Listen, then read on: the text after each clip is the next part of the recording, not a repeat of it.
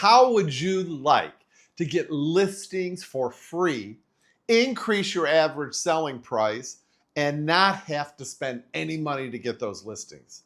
Well, I want to tell you, my name is Chris Stafford. I'm a 30-plus year listing agent in San Francisco. I'm also the founder of the Listing Collective here in the United States, where I coach some of the top listing agents all across the country. And one of the things I can tell you for sure is there are so many different ways to get listings. Stick around to the end and I will show you how you can get my free list, 22 different ways to get listings for free. That's right, because my philosophy is really, we don't need to spend money on listing leads. We don't need to spend money on getting expensive referrals from other companies. It's a simple process, and I want to get this list to you, so make sure you stay to the end and I'll tell you how to get that list for free. I'll send it over to you. But my philosophy is, as many of you know, is all about get listings consistently, fill up our listing lead pipeline with sellable listings, and get those listings without spending any money. I don't want to have to pay a 30 or 35% referral fee to some company that's a relocation company or referral company. I don't want to have to pay like over $5,000 a month for Zillow leads, which is one of my coaching clients did on the East Coast, and we weaned them off that really quick. What I want to do is get listings right now, real fast, right away. And that's one of the things that I really believe in.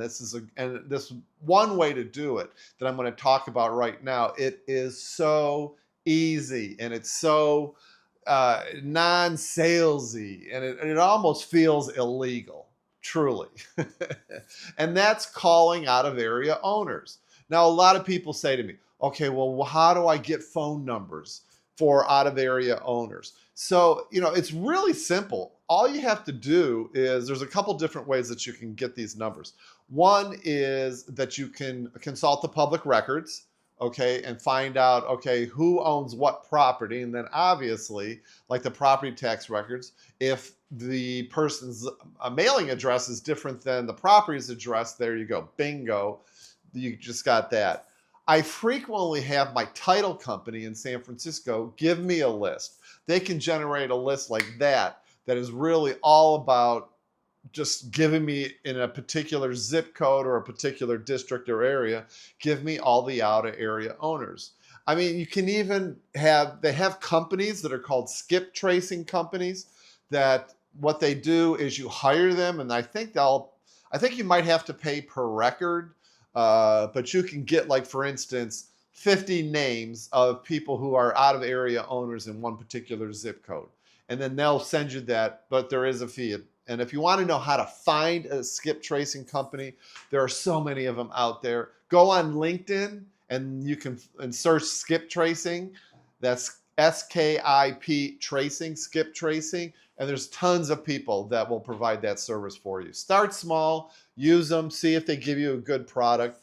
But that's how you get numbers. I mean, you can also, I'd be really surprised if your escrow or title company can't do this for you. So let me know in the comments below if that's something that they can do, because mine does it and does it for free. So that's one way to get the numbers. You can also do things like go on social media, get on investor groups, and offer your services to investor groups, that type of thing. But the bottom line is you're calling out of area owners in the hopes that they are tired of being a landlord. It's as simple as that. One time, I was about 5-10 years into my career as a listing agent in San Francisco. And honest to God, I did this. My title company gave me a list. I called this guy's phone number, and at first he said, I'm not really sure. My depreciation is getting really low on this, and I'm able to take in my tax return. There's some deferred maintenance on the property, but let me give it some thought and call me back next week. And lo and behold, that's what I did. I called him back next week, and he gave me the listing, a 4-unit building in a nice area of San Francisco, and I sold it for over $2 million. I didn't pay a penny for that listing, and I was super excited. So this too can happen to you if you're calling these people. But here's the kicker. When you're calling these people, don't be real spammy. Don't be, hi, my name is Chris Stafford with Compass Real Estate, and do you want to sell your investment? No, what you want to do is you want to be really, hey, this is Chris Stafford with Compass. I see that you have an investment on 123 Jones Street, and I just wanted to know how that's going for you. Keep it light, keep it airy. Don't be spammy. Nobody likes that, used car salesman kind of approach. And the other thing too, I think is really important is be more curious than anything else. Obviously you want to come at them from a place of service, but be curious, really ask them, how is it going? Do you still have a lot of depreciation and tax deductions because of your investment property? Do you have any issues with your tenants or deferred maintenance? And most investors are going to tell you right up front, oh no, I'm not going to sell that property for another 2 years or 5 years or whatever it is. You can put them into your CRM and then follow up with them then. And in the meantime, they get all your emails and all the other beautiful marketing that you're doing. Wink, wink. But a lot of times, more often than not, the out-of-area owners, the investors, the landlords, if you will definitely say to you, I'm having issues with deferred maintenance. I'm having issues with my tenants. I'm running out of tax benefits because of this property. I'm so far away. I'm tired of managing it. I don't want to pay a property manager, blah, blah, blah. Whatever the reason is. And here's the other thing I think that is really super important is whether they say yes or whether they say no, leave the door open for future communication. So if they say yes, then follow that up with some questions about, okay, can I list the house for sale? Is it something that you want to do now? Or are we talking about a later thing? Don't be really high pressure, but leave the door open whether they say yes or no in terms of, hey, I have a stable of contractors, a stable of people that can help you fix the property up. I have painters, I have contractors, I have plumbers, electricians, stagers. Now, the other thing, especially if you have tenants, is I also have real estate attorneys that can help you deal with your tenant. Now, in rent control areas, like San Francisco is, you cannot kick out a tenant in anticipation of selling the property. But there's nothing to say that you can't negotiate with that tenant.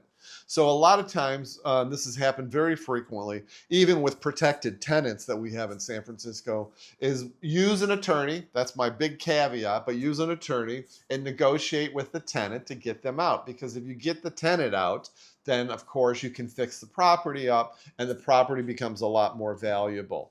But I've sold properties plenty of times with tenants in them as well too. And in that case, what you really want to do is suck up to the tenants, make them feel really comfortable, make them feel part of the process, what have you. But you can explain all this to an investor owner, the landlord. You can explain how you work with tenants in a real reasonable manner, that you've got all these people, including a real estate attorney, that can help negotiate with tenants and fix the property up and blah, blah, blah.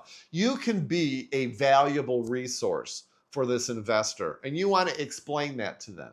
So I'm telling you, this is a great way to find properties, to list properties for sale that are really attractive, that are sellable and will sell right away. I don't know in your neck of the woods, but in San Francisco and in California in general, investment properties, residential units, anywhere from 2, 3, up to 50 units are really in demand. So it's really worth doing this. So I'd love to hear how you are working your out-of-area owners. This could be a great stream of listings for you. Remember, I'm always saying you should have at least 3 streams of listings that you can count on to fill your listing pipeline, to consistently sell those listings every single month, and really, work it. Work an amazing approach that doesn't cost you money to get listings. If you want that list of 22 different ways to find listings that doesn't cost any money, do me a favor and just put 22 in the comments below.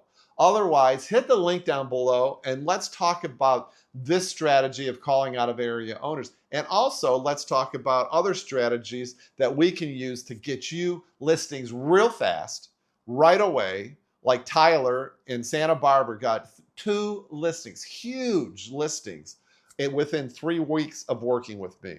I'd love that to happen for you. So hit that link down below, watch my free masterclass, book a call with me, and let's 2, 5, or 10x your listing business immediately.